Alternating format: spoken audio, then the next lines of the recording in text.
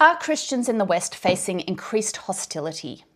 This is a question I'm tackling in a series at the moment, and in the last post I talked about persecution, and here I want to talk about a book I reviewed last year by Greg Sheridan, an Australian well-respected journalist who wrote How Christians Can Succeed Today. I'm Robyn Whittaker, a biblical scholar and public theologian. There's lots of good things about this book, but I took issue with one of the arguments Sheridan made. And that is that Christians are facing increased hostility in places like Australia because wider culture has become neo-pagan. And he draws analogies to ancient Roman paganism and the kind of hostility we saw towards Christians in the 1st, 2nd and 3rd centuries. I don't think the analogy quite works, not least because in ancient Rome, to be a pagan was to be deeply religious.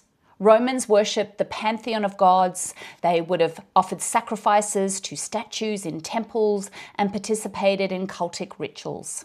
They had huge respect for religion and were sometimes suspicious of Christians because they only worshipped one god, not all of the gods.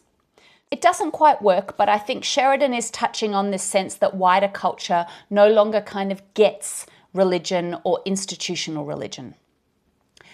I think the biggest threat to contemporary Christianity is coming from within Christianity, and within a very specific pocket of Christianity known as Christian nationalism.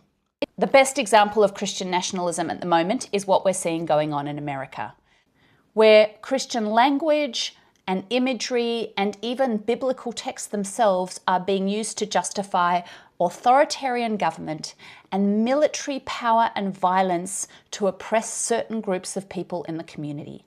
It's deeply tied up with white supremacy and the idea that America, in this case, is the land, God's promised land for white people and everyone else is lesser. And it could not be more different in its ethics and values than the actual teachings we find in the Bible. If you're a person of faith like me and you hear people talking about Christians being under attack, please ask, who by? Where's the biggest threat? I think it's the responsibility of all of us to call out the threats that are actually from within, that are perverting the most fundamental values of Christian faith.